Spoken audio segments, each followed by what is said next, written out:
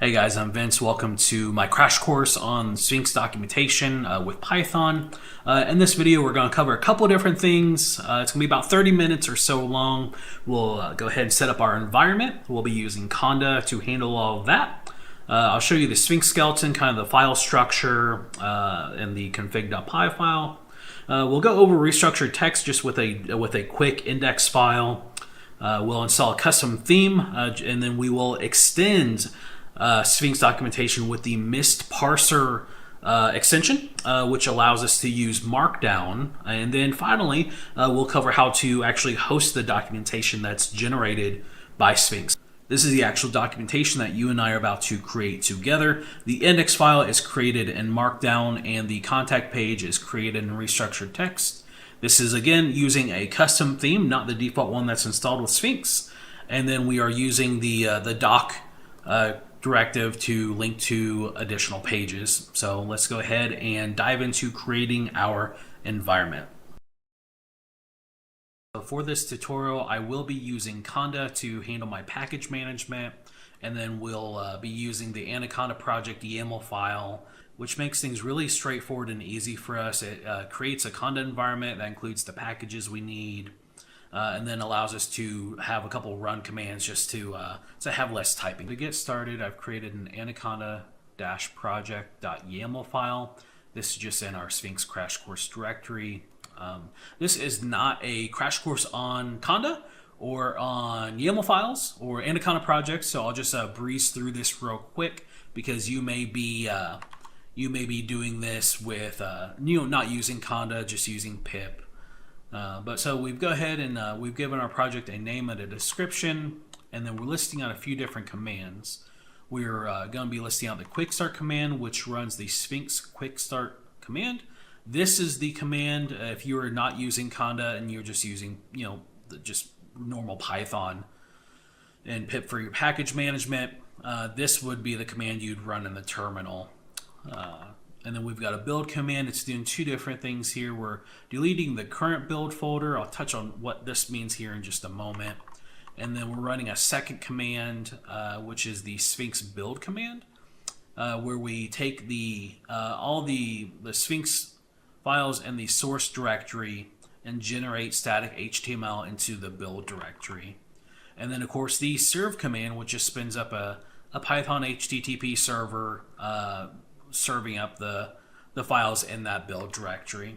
And then with an Anaconda project.yaml file, we do go ahead and we're going to give our virtual environment a name of default, and then we're going to specify that we want to have it include Python, that we are going to include Sphinx. At the time of creating this video, we are at 7.2.6. Sphinx does recommend, as far as a best practice, to pin whatever version that you're creating with, and then we'll be using the myst-parser extension or package, and then we just need to go ahead and tell what channels we're going to be using, which is the default Anaconda channel as well as Conda Forge, and then we can go ahead and save this guy right here. So with our Anaconda project YAML file created, just so we have a quick and easy way to run these different commands and build our virtual environment, let's go ahead and do that with the quick start command. So we're going to use the Anaconda project. We're going to tell it to run the quick start command. What this is doing now is basically taking that YAML file, creating our default environment with the packages that we listed here. Yep, building the environment. Okay, very good. So now we're in the Sphinx quick start portion. So should source and build directories be different? I like to do that, yes, and I'll show you why here in a moment. Let's go ahead and give it a project name. Let's just do my Sphinx docs. Give it an author name, project release. We can just leave blank here. Yeah, for English. And let's go ahead and look at the skeleton, the project skeleton here. So you'll notice I created a few different folders. We've got an empty build folder. We've got an env's environment folder. This just basically holds our default environment that the Anaconda project created. And then we've got a source directory as well as these make.bat and makefile. I might loop back around and touch on these but because of how I'm building and serving with the Anaconda project file, we're not actually going to use those. But what we do have is a source folder which contains an empty static directory. This is basically where we will end up storing images, videos, those types of assets. Templates folder, that's going to be empty for now. And then we've got two more files. We've got a conf, so we've got a config file. This is actually for the Sphinx, which we will be touching that here in a moment. And then we've got an index.rst. Just looking at this, it's just a lightweight getting started RST file. And then the conf, again, that just holds all the information that we just used when we did the quick start. So it's got our project, it created a copyright, our author. We are going to be using the myst-parser extension, so in a moment we'll add that in here. But I want to show you guys kind of what we've got with just the default quick start. So let's go ahead and close those out. And again, the build directory is empty right now. So if we go ahead and run the Anaconda project run build, it's going to go ahead and delete the current build folder, and then it's going to run the Sphinx build command. It's going to generate HTML, and what it's doing is it's looking at that source directory, so this guy right here, and generating all the HTML and putting it into the build directory. And then after that, we'll use the serve command, which is a Python HTTP server out of that build directory to serve those files. But let's go ahead and run the build command here. And you'll see here that generated just a bunch of just static HTML files, which is exactly what Sphinx does here, is it takes that index.rst, takes the details from the config file, and generates HTML. So let's go ahead and take a look and see what that looks like with the Anaconda project run serve command. Again, if you're not using Anaconda, or if you're not using Conda to handle all of this, what you'd be typing in the console or terminal now is this whole string right here, which is just why I like using the YAML file, because instead of manually having to type and remember all of that, or running those separate commands, we're able to just run a nice little simple command here. So let's go and take a look and see what we've got. Perfect. So we've got just the Sphinx documentation saying welcome to my Sphinx docs documentation, indices and tables, and this is just all auto-generated stuff. All right, so our next step is to go ahead and make some changes to our index file. All right, if we browse into our source folder, we have the index.rst file. With this, RST just stands for restructured text. It's just what you see is what you get, plain text markup syntax. It's relatively easy to use. It's popular for an inline program documentation, such as in Python doc strings. Although the majority of this crash course, we're actually going to be extending Sphinx with myst-parser, which allows us to use Markdown, like what you'd be used to in typing a GitHub readme.md file. But I do want to go ahead and just give a brief overview here on RST here. So let's go ahead and get rid of everything beneath here. We don't need these references. We can get rid of the comment here that was not being displayed, and we do need to keep the TOC tree, which is tree of contents, or table of contents tree. But let's go ahead and we'll just let's get rid of that because documentation is kind of redundant. And then let's go ahead and just create a new paragraph here using RST. So, welcome to my documentation on my project. This documentation was created by, let's go ahead and just do Vince Polston. Single asterisk around a word makes it italicized. We can do double to make it bold. We can go ahead and give a list. Some of the features of my project include, this feature, that feature, this other awesome feature.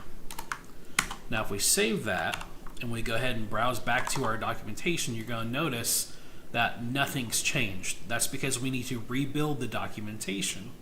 The way Sphinx does that, again, is it takes all the contents of the source directory and then outputs it as static HTML in the build directory. So if we go ahead and get out of this terminal, Anaconda project run build, again, this is this single command is actually doing a couple of different things. We're deleting, this is just a Unix RMRF, so remove the build directory or folder and then run this command.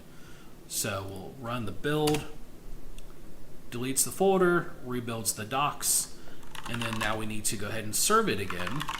Anaconda project run serve. Now if we go ahead and refresh our page, you'll see that the header here has been updated. Welcome to my documentation, my project. We've got a nice little bullet list.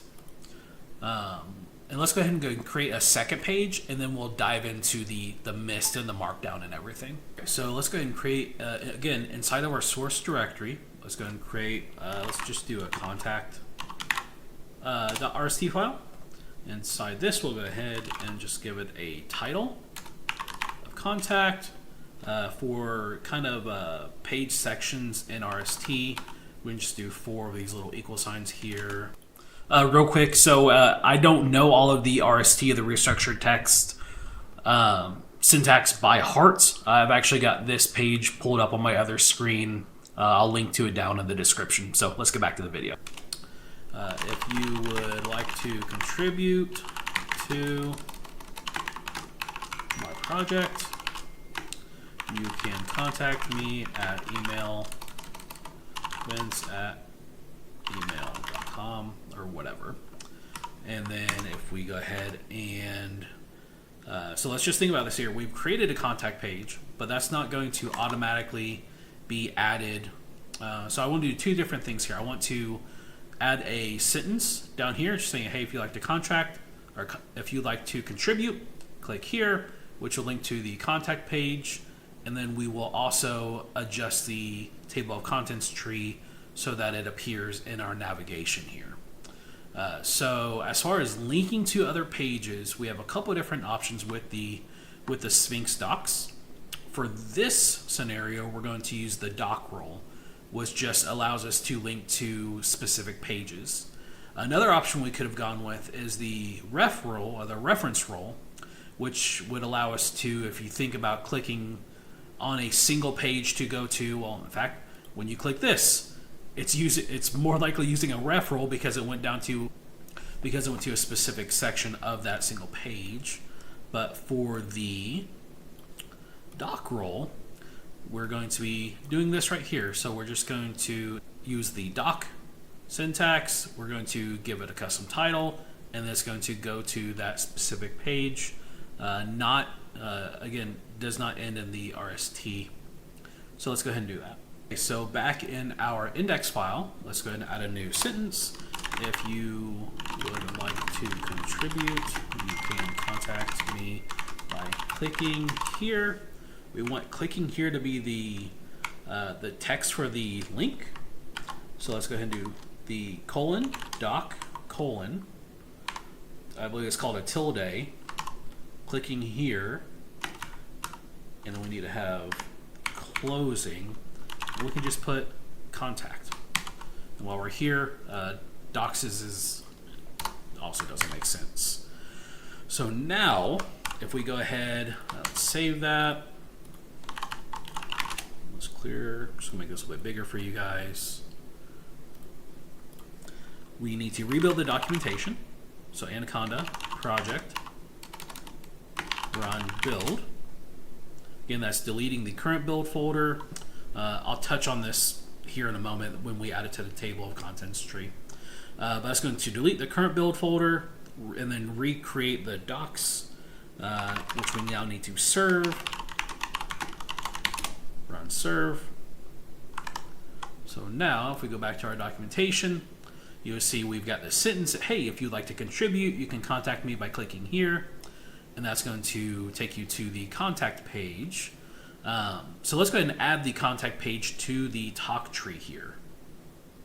Okay, so back in our index.rst file, the table of contents tree is down here at the bottom. All we need to do is add contact like that. Now, if we'd had the contact file named something else, like about, then we would go ahead and just put about, etc.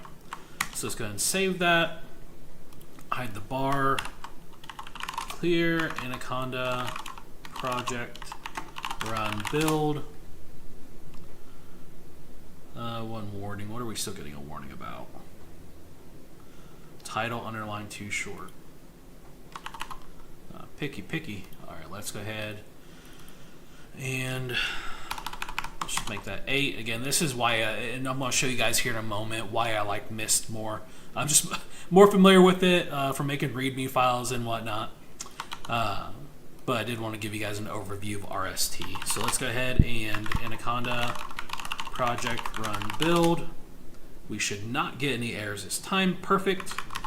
And now Anaconda project run serve to serve up those docs. And you'll notice that we now have under navigation this contents and contact and links it there, as well as it's listed under our on our actual index page. Now, I don't like that it says contents. I think that's kind of redundant since it says navigation. And also, I don't want my navigation bar being on my homepage as well. So let's go ahead and get rid of the contents, and then let's also hide the table of contents tree on the index file. So let's go ahead and get rid of that little title there. Let's hide the terminal, get rid of that. Let's get rid of the caption. Save.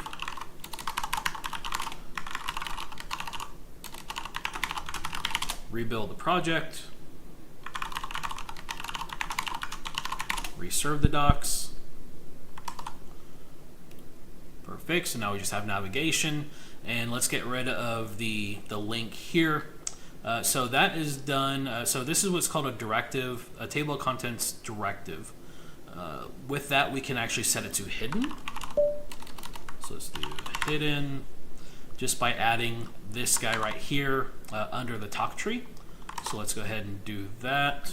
Hide the terminal. I guess we actually don't need the max depth in this case. Hidden, save that.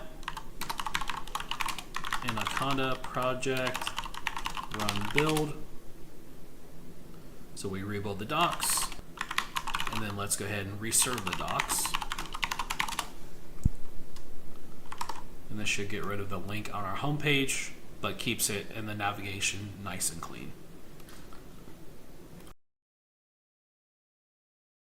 So last thing here before we go ahead and remove everything we just did to redo it in Markdown with the myst-parser is I want us to go ahead and install a theme.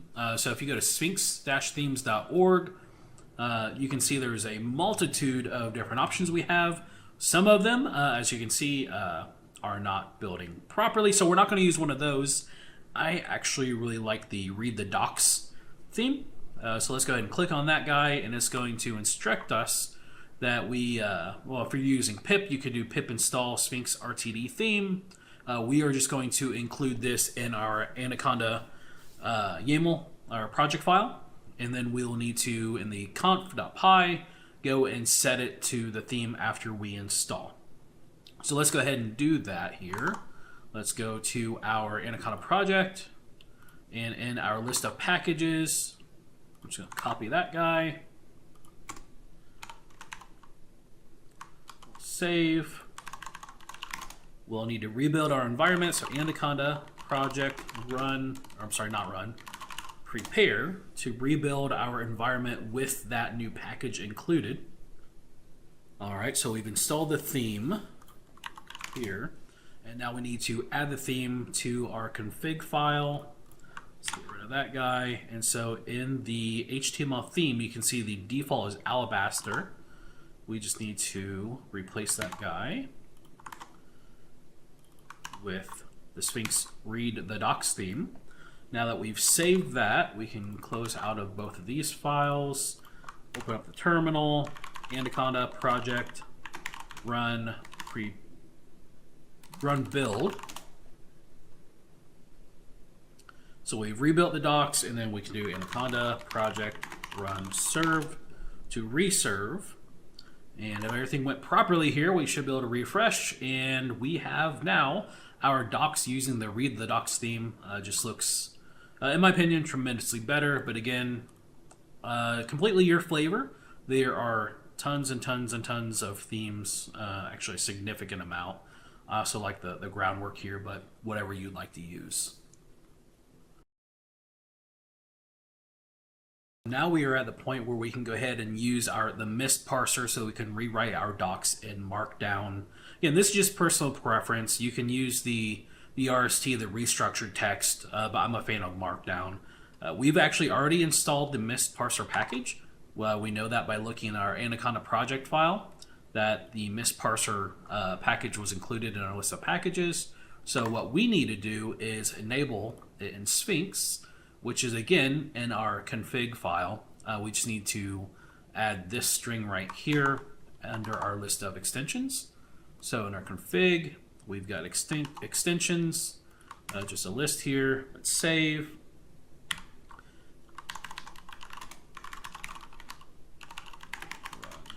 Serve. I'm kind of interested here. Let's go ahead and see. Okay, that's right, yeah. So what this does when we include the myst-parser, RST files are still valid. We can use those, or we can mix and match. So we're going to keep the contact page, which was apparently cached to my system. We're going to keep the contact page as RST, but the home file we're going to update it in Markdown. So to do that, let's go ahead and we don't need either of these guys anymore. We're in our source directory. We can go ahead and create a new file, index.md for Markdown. I'm just going to drag that guy over here to the right. We'll hide that. And with Markdown, we can do an h1 tag with a single hashtag or pound there. Welcome to my Sphinx docs. We can insert a line with triple asterisks here. The Markdown for italicized text and bold text is the same as it was for restructured. So the double asterisk for bold and the single for italicized lists are the same as well. And then the doc, the cross-reference here for doc is different with the myst-parser here. All right, so cross-references, we're going to use the doc rule, but instead of restructured, we're going to use the myst. So you can see here, really the only difference on that part is we're using brackets instead of the colon there. So let's go ahead and go back.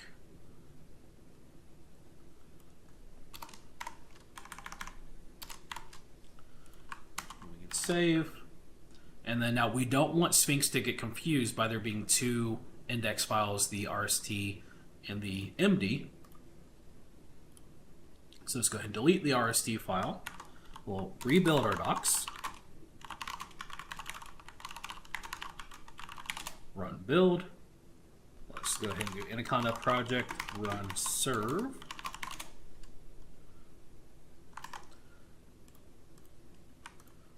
Make sure we're getting fresh. Yeah, we can click here and it still works. Now you may have noticed that the contact page is now missing from the navigation bar. That's because we didn't move over the talk tree.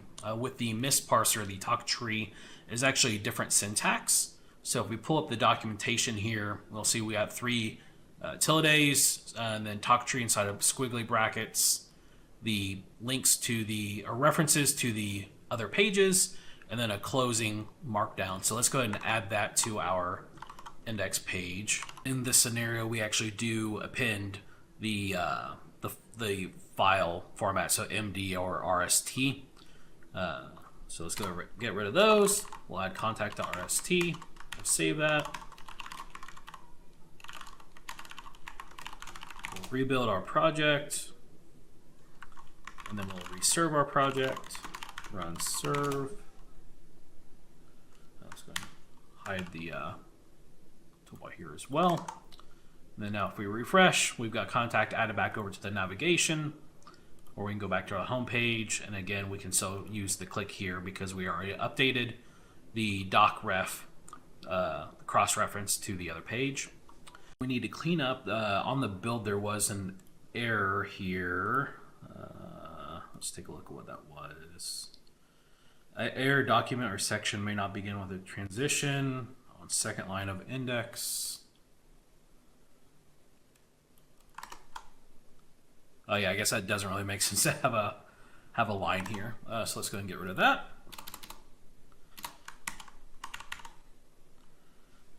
We'll rebuild our docs. Build, which should return no errors. Perfect. Serve, just to double check what it looks like. There we go. Yep. So now we've got our index page made. We've got our contact page. And on the index, we're able to click to browse to the other page. And finally, the last thing we need to show you guys is actually how to host the docs. So let's go ahead and do that. All right, guys, so when it comes to deploying Sphinx documentation, we have several different options. We can go with read the docs, which if you've read any documentation, you're probably familiar with that. We can integrate it with GitHub, GitLab, or even our own server. Really what makes Sphinx so powerful is how it generates this static HTML. So what we're going to do here is I'm using Cloudways by DigitalOcean. I'll include a link down in the description. It will be an affiliate link. Doesn't cost you anything extra, but it helps support this channel. So the first thing we need to do is go ahead and add a server. And we're going to, this is not a pre-built application, so we're just going to scroll down to custom application. And we're going to just give it an application name. So we'll do read the docs. Test or demo, I guess. We'll call the server read the docs, and then we can choose what server we want. And this, of course, will, don't worry, it's not going to be $54. It'll let us choose between DigitalOcean, Vultr, Linode, Amazon, Google. I'm going to use DigitalOcean, and we can actually scale this all the way down to just 1 gig, which is only $11 a month. Again, this is just hosting static HTML. Doesn't require a big server. So we'll go ahead and hit launch now. All right, with our server created, we can go ahead and open it up. It's going to give us our FTP credentials. So for this, I'll be using FileZilla. You can, of course, use whatever FTP server that you want to use. Let's copy the IP. We can copy the username. Copy the password. This is SFTP, so we'll be doing port 22. We can do a quick connect, go ahead and click OK. And then again, this is the great part about Sphinx, is it just has this static HTML file. So let's go ahead and go into our applications, public HTML. You can see it's empty. We don't need this index.php file anymore. Then we can select all of these, upload them over to our server.